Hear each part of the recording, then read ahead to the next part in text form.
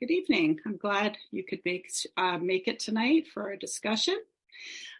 We're Faith Arts, and we are an interchurch group and we meet and talk about where our faith connects with the arts. And tonight we've got the topic, sorting us out. Are we reflections, creators, originators, recreators, or makers?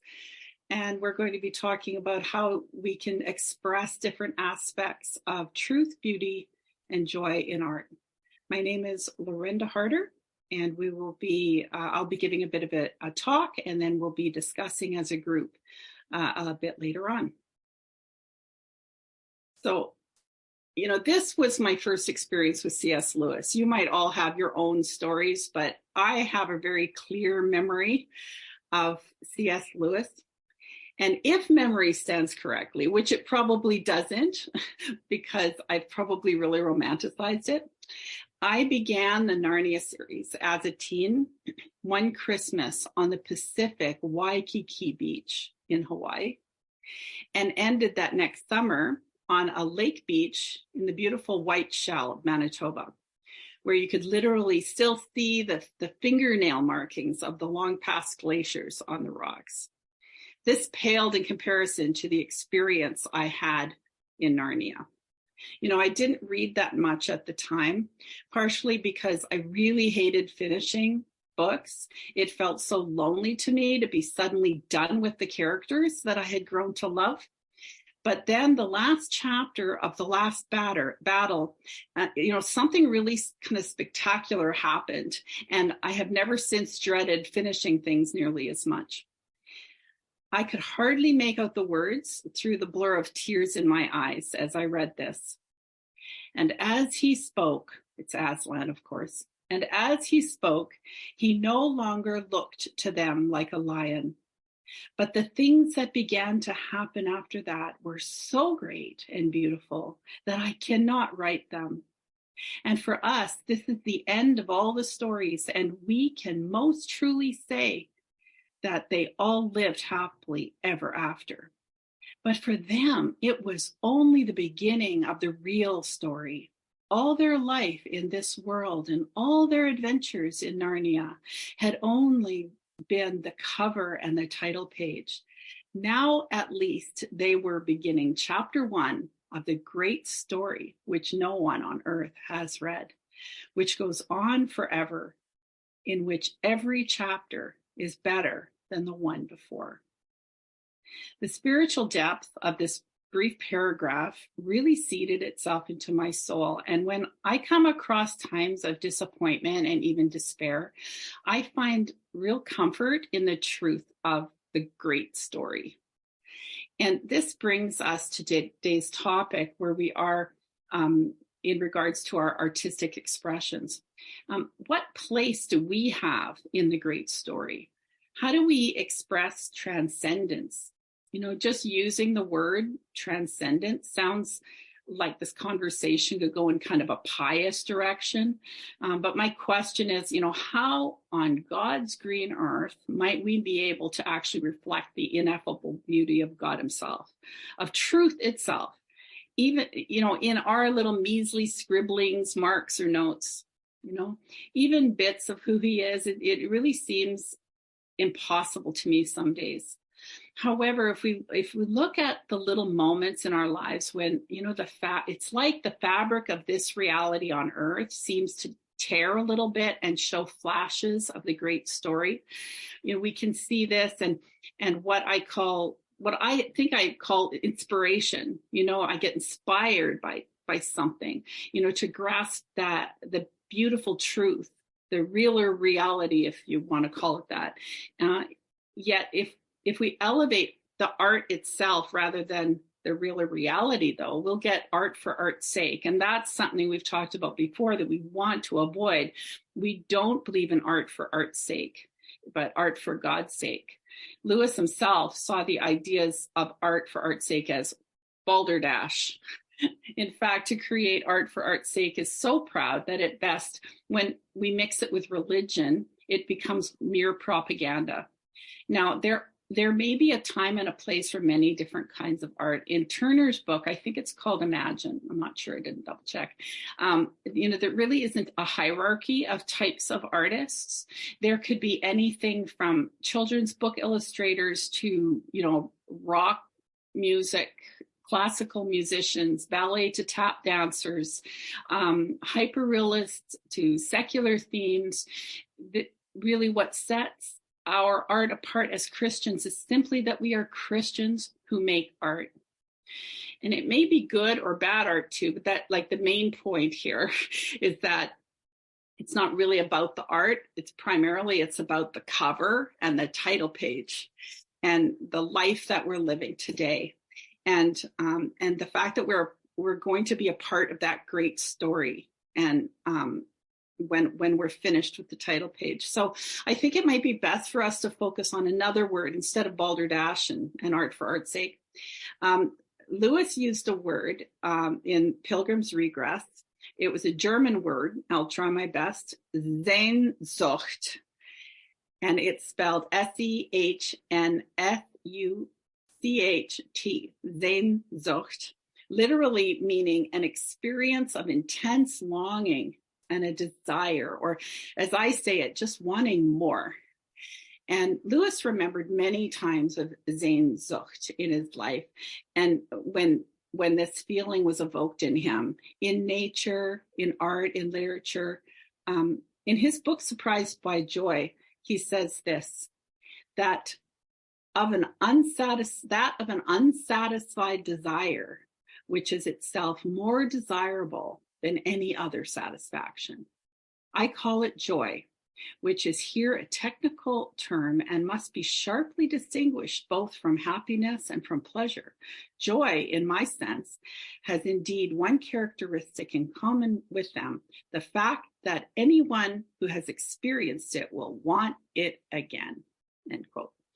And Oswald Chambers, who was a wannabe professional artist turned preacher and ultimately became a precious dead author of ours, suggested that we are to be always, never satisfied. Got that? Always, never satisfied. So here we are, unsatisfied artists, like tell me something we didn't already know, but here we are, unsatisfied artists ourselves, experiencing the always never satisfied. At least we can know this is normal as far as the great story goes, and it will remain so until we reach chapter 1. In Lewis's book, The Problem of Pain, he speaks of an intolerable compliment. And here is the quote that I have given you all that you can follow along with.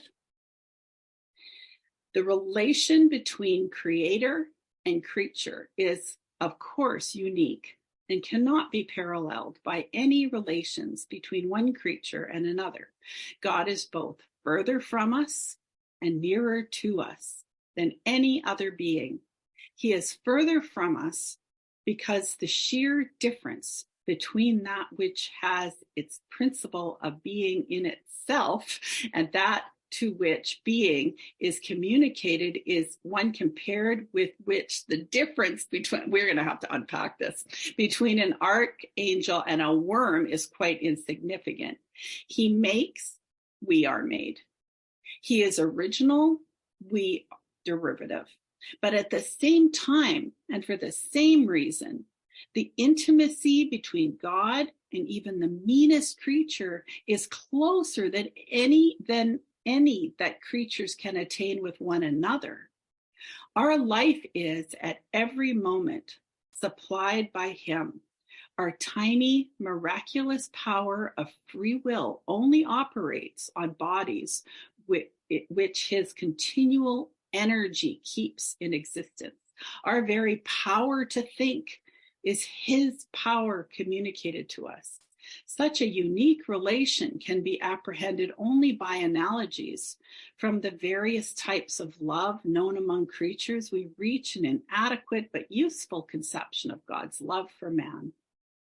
The lowest type, and one which is love at all only by an extension of the word, is that which an artist feels for an artifact, God's relation to man is pictured thus in Jeremiah's vision of the potter and the clay, or when St. Peter speaks of the whole church as a building on which God is at work, and of the individual members as stones.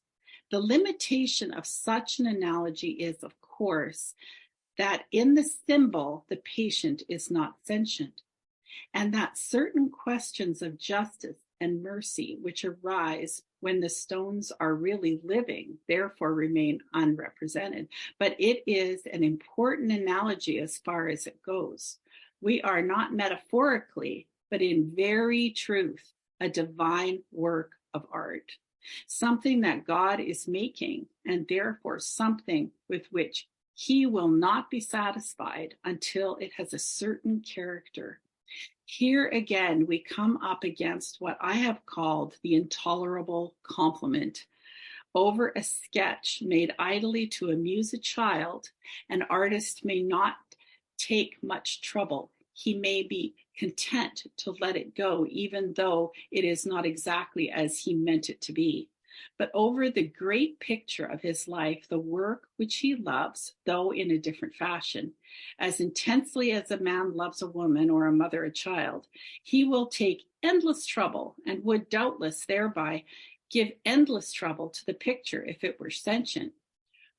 One can imagine a sentient picture after being rubbed and scraped and recommenced for the 10th time, wishing that it were only a thumbnail sketch whose making was over in a minute.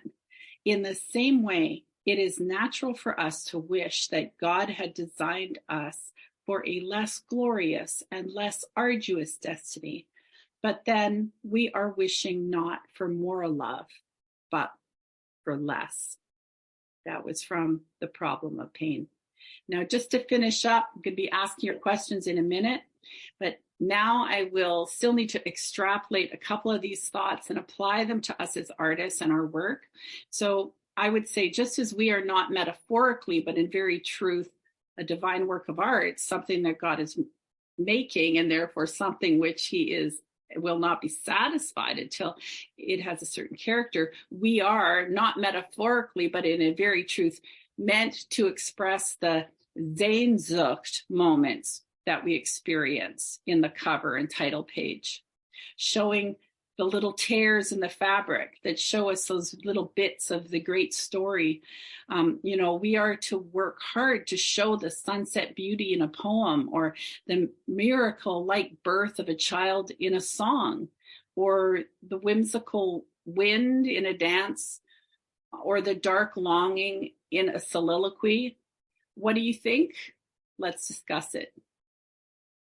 I will read through these questions, and you can respond to any of them you like, or if you want to respond to something in the long quote I read of C.S. Lewis, you can do that. So, number one, are we reflections, creators, originators, recreators, or makers?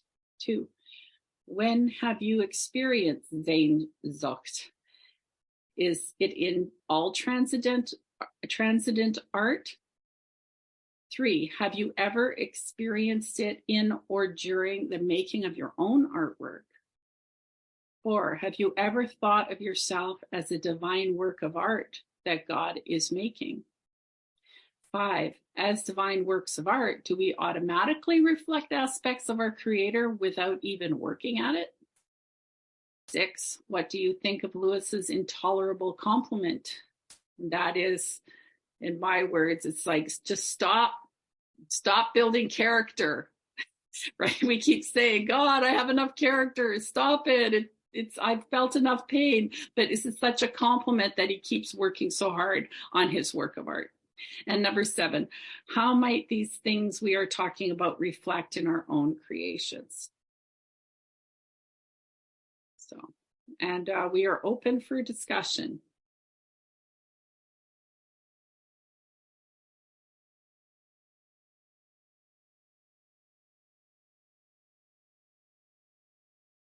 I'll just start with number 1. Are we reflections, creators, originators, recreators, or makers? Any thoughts on that? I have something to say. I'm not sure if this is correct, but when you said Sehnsucht, if that is the word, it means sun seek. Oh, cool. And that would be in line.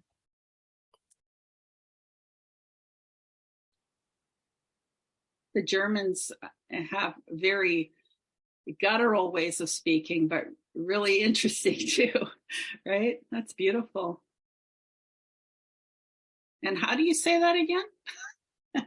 Well, I may be wrong, but the way I understand it, when you said it, if it's Sehnsucht, Zone means sun, and Sucht means seek. Okay. We're seeking. Yeah, I think it's not son, like son would be sun, but it's sen, which is which means like a sinew or tendon, like string. Wow. So Sehnsucht is like strings, like a something. I guess it's sort of like something that resonates in your soul that you want to seek. Okay. Yeah. So because SEHN, not SON. Oh, okay. See, there you go. I thought I didn't see the word. I read it the other day, or when you had said something about it, but I thought it was the O instead of the E. So it is SE. And thanks, Alex, for correcting that. And it really the word resonance really is, it's important to know, like, it's something that does resonate in our soul. It's something that's special that we want more of. Yeah.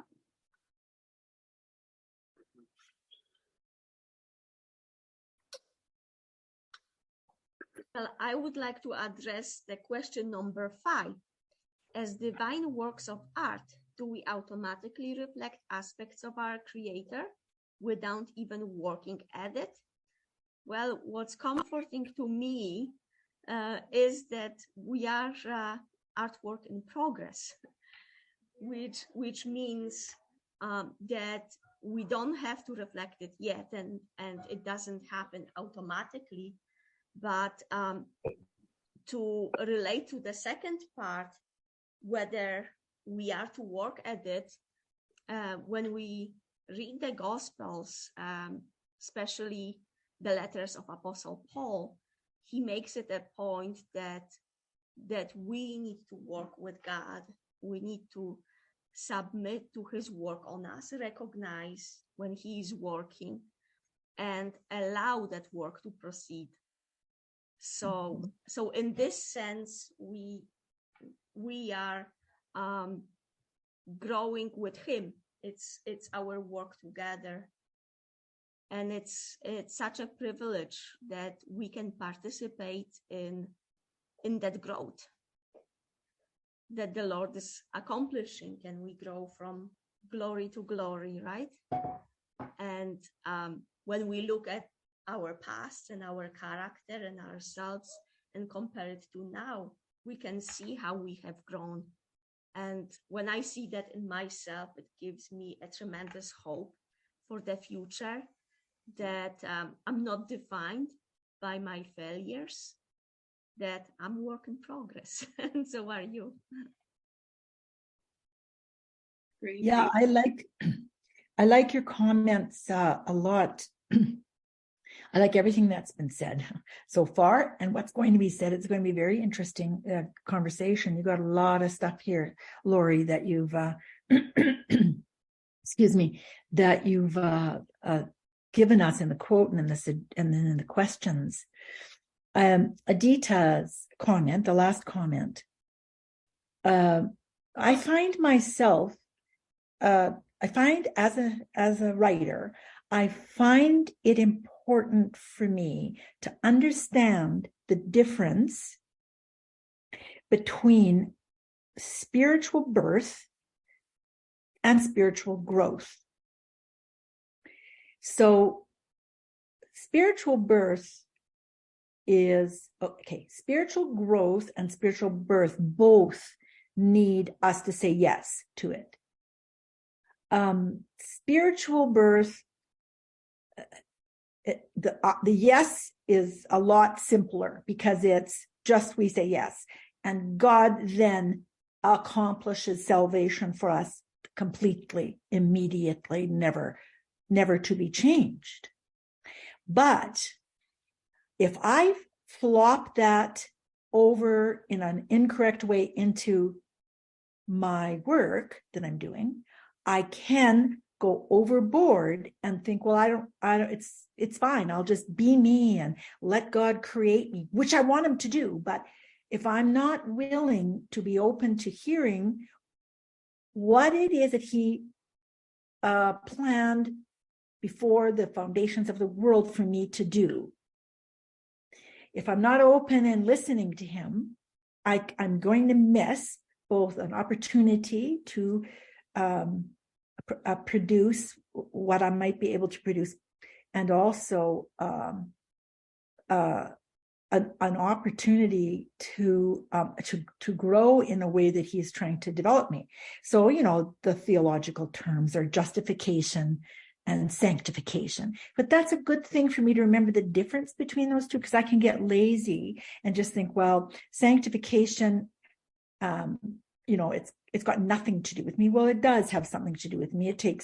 There are specific things in the Bible that, just as you said, Adita, and that, but on the other hand, he will make me into who he wants me to be. It just might be painful if I'm not listening, for watching for those things that he has planned for me from the creation and foundation of the world.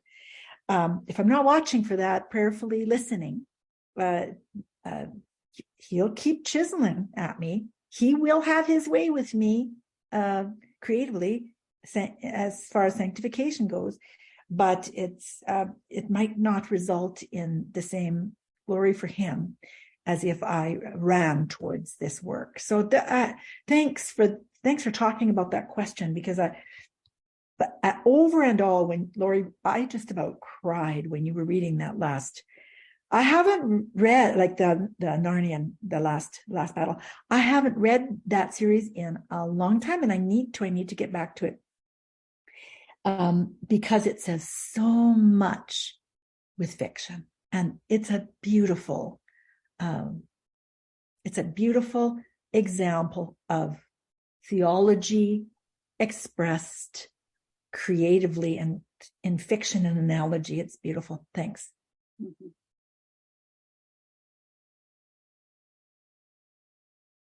Yeah, I managed to get through it barely.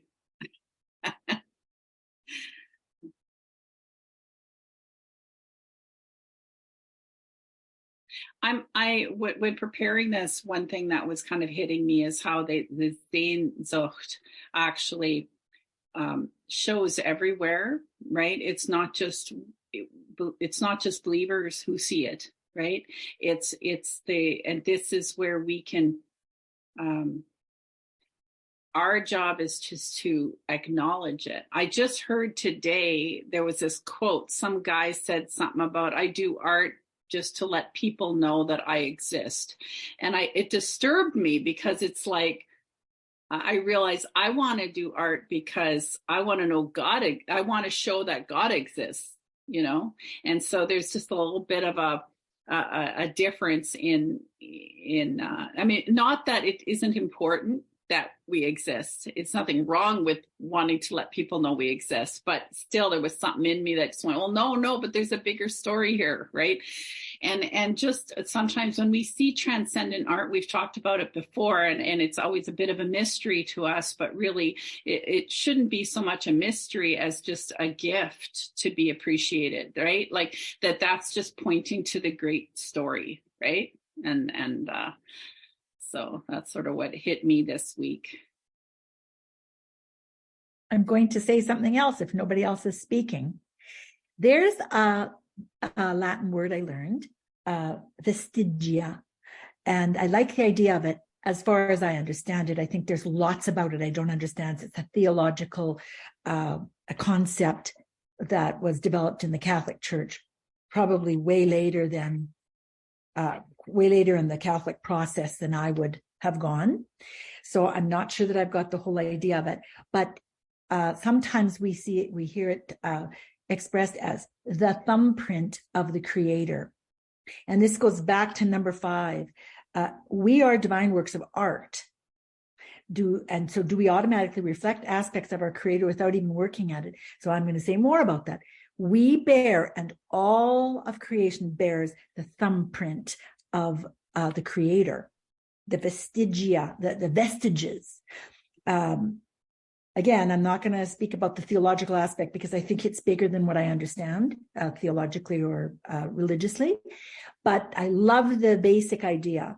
We can't help, we're the creation. We can't help crying out of the glory of God. If we refuse to do it, the very stones will do it. Jesus talks about that. And the whole of creation says something about him, even when we don't want to. It doesn't necessarily say it through people who are believers. It doesn't mean that they will therefore there's some sort of a celestial promise that they'll be in heaven. Not at all. But that his creation is so magnificent that he leaves traces of it all over. Just in my mind, I was thinking about Hansel and Gretel, and they're leaving a trail of breadcrumbs so they could find their way back. God has left a trail of breadcrumbs for us to find ourselves in him. And I like the idea of vestigia. So I'm going to have to study it some more to make sure I'm not making a terrible mistake about it. Okay, thanks for sharing that. Does anyone else maybe want to speak on anything you want, or just shares some special moment in your life where you really experienced this sense of transcendence or just wanting more? It could be in an experience or something you saw, or it can be in art, but it doesn't have to be. Or even while you create your own work, have you ever experienced it? So it's sort of a two-parter. So go ahead. Yeah. I guess I'll answer those questions 2 and 3. I think it's interesting how, like, looking at a picture of a landscape, for example, like, my sisters my one sister is in she was in Ireland a couple days ago, and sending pictures, and it's just incredible seeing that. And I'm like, oh, I want to be there. Like, that must be so amazing. But then I think of, like, going to PEI or Nova Scotia, and it is amazing. But there's still, like, something that's, like, I feel it, like, it's just a hunger for more of it that isn't fully satisfied. There's that. And there's another time I was thinking of being at Bible camp a few years ago. It was like the girls' camp week, and I was on maintenance, but there's one of the counselors shared her testimony, and it was heartbreaking, but also really beautiful. And a lot of the girls campers were just really touched by it. And I had to leave, like, the next day or so, and I ended up driving on my own for a bit, and I was just so overcome by God's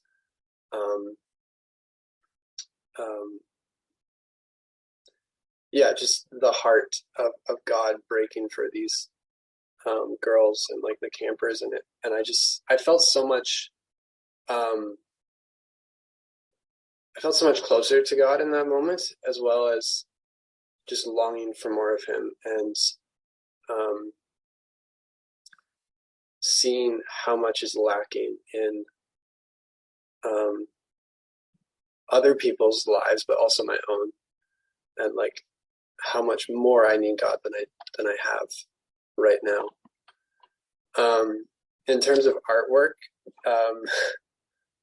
I don't usually draw or paint. I'd like to do it more, but there's this one time a couple summers ago that I was just outside listening. I was listening to a podcast on literature, and it was just making me really excited. And it was like, I think it was actually in the spring, and I ended up picking up some mud and just like started, I guess, like painting on our garage. And it wasn't anything spectacular or anything. It was just like some random shapes and animals, and yeah, it wasn't, yeah, it wasn't beautiful, I guess you could say, but it just, I don't know, I just felt so much joy in that, in doing that, and like in creating, but also, yeah, there's just something inside of me that I wonder, like, I know there's more, and I know, and sometimes I wonder, it's like, oh, maybe if I just spent like, I don't know, 3 days in like silence, just listening to God and in His Word, and yeah, just being focused on Him, maybe I would get more of that, and I might, but yeah, understanding this Sehnsucht, that's yeah, it's not going to be completely fulfilled in this life, even though we should desire as much of God as we can while we are on this earth. So yeah. Okay, thank you. Thanks so much.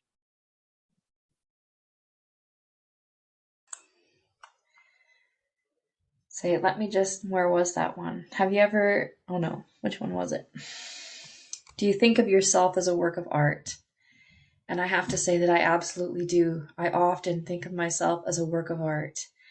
But I think the beauty of it is we are so many of the first things as well. Are you reflections, creators, originators, recreators, or makers? And I think the beauty of it is we are all of it. And that is, I think that's why we have that tug, that question, why, within us all the time, because we are the thumbprints of God, and He is so vast and so deep and so intricate, and He has created us in His image, in the fullness of, this little drop that contains the magnitude of who He is somehow, and there's no way for us to fully understand that until we are standing in His presence. But part of the reason why He put us on earth is to begin to understand. And I think that beginning to understand comes through the art of life itself, but is enriched by painting, singing, poetry, storytelling, rug making, architecture, all of these things. When we create, we experience a little bit of what God Himself experiences within His creation. And I think that it is always, like I tell some people, like when I write poetry, I am often experiencing and exploring, trying to understand and questioning, why do I hurt? That's just, for me, that's the thread that I explore while I write. But when I paint, I am often flipping it, and it is often an expression, an exploration, and a declaration of my joy. And I'm not sure why the difference is, but both of those are my frail human mind trying to expand and understand. And I think that is why every human being, in all of our different ways, is a creative being. There is not a single one of us that is not creative, and it doesn't matter if you're a vegetable in a hospital bed or if you're 99 years old, if you're a baby, or if you're just like us, there is an element of creativity to your being. and that has this, he wants us to try to understand, to grasp for that, right? To try, knowing that we will never achieve that until we were in his presence. There won't be understanding until we're in his presence. But is part of the beauty is in the journey, right?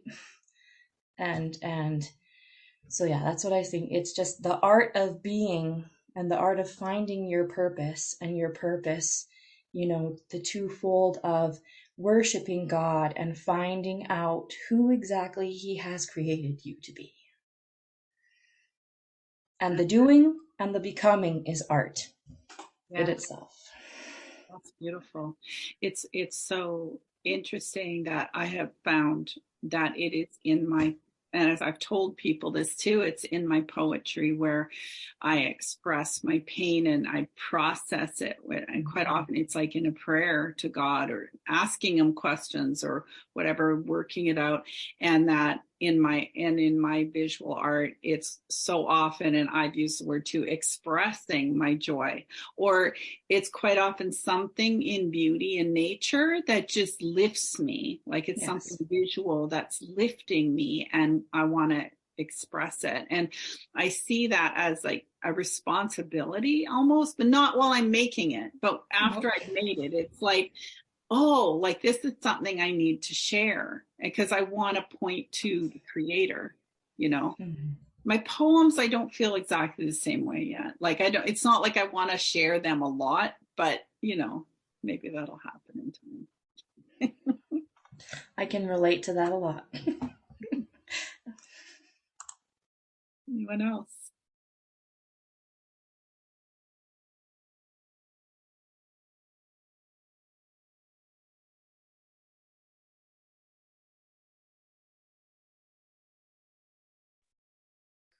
I guess just one more thing, like on the topic of the first question. Yeah, I guess all those things sort of intertwine with each other.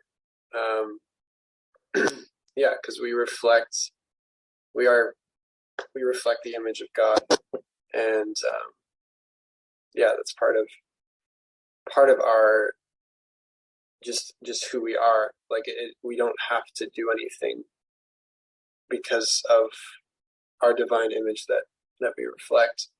And then like being creators, like Tolkien called it subcreation, where we can't create out of nothing like God can, but we use the materials and the characteristics and creativity that he's given us to create something that is new. And I think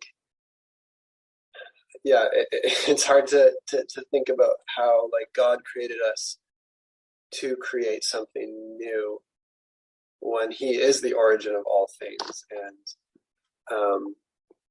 like we can't say, oh, I made this, in a sense, like and it was my idea, but we do have a responsibility as his image to develop ideas and to express ourselves creatively, where we're not like it. I don't think we should have the mindset of I think it is important to listen to God and allow him to work through our artwork, and at the same time he gives us the liberty to create something new that it's not outside of him, but we have the opportunity to use the skills that he's given us to make something new that's not, yes, we are dependent on him, but he wants us to use the agency that we have to create for his glory. Because I think we can sort of, like I've heard of some artists just wanting to completely base everything they do off of scripture. And that's not necessarily like a bad thing, but just by expressing who we are for God, like that can be glorifying to God if we are doing it to understand ourselves more, and by doing that, understanding Him. So yeah, and I guess I've kind of covered the rest of them. So yeah, that's good. It's really hard, isn't it, to get our heads around it, because it's so big. He's so big, right? And to think He validates just who we are just because we are. And it's just, it kind of is a little mind blowing for sure. So yeah, that's for sure. Well, if one more chance, anybody can share something, go ahead. And then if not, then I'll close us in prayer. So now's your chance.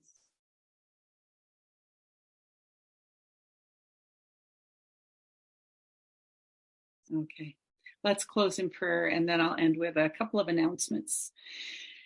Dear Lord, we're so thankful and humbled by your great love for us. What a magnificent thing that we have, that you've asked us to do, to just be ourselves while allowing you to, keep working on us, that we have to allow you to keep working on us. Like, that's just such a privilege that we can choose that. And that I pray, Father, that we will keep just encouraging you to keep working on us until we're complete works of art. Lord, continue to scrape us and mold us and make us. Let us not ask you to love us any less, but to love us more.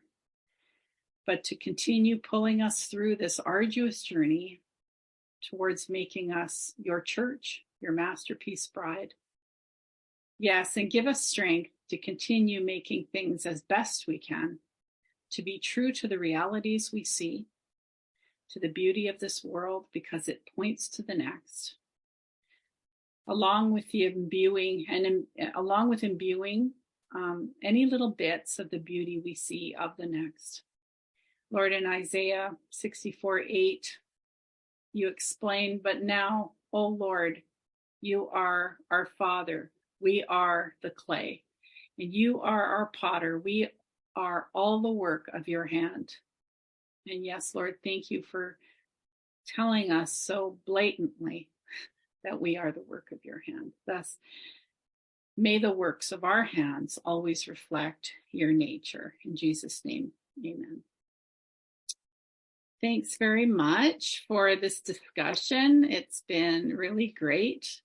And if you're listening at a later date, do check us out at www.faitharts.org. There are some other presentations you can listen to or watch, and also join us live once a month in another discussion. So thanks a lot.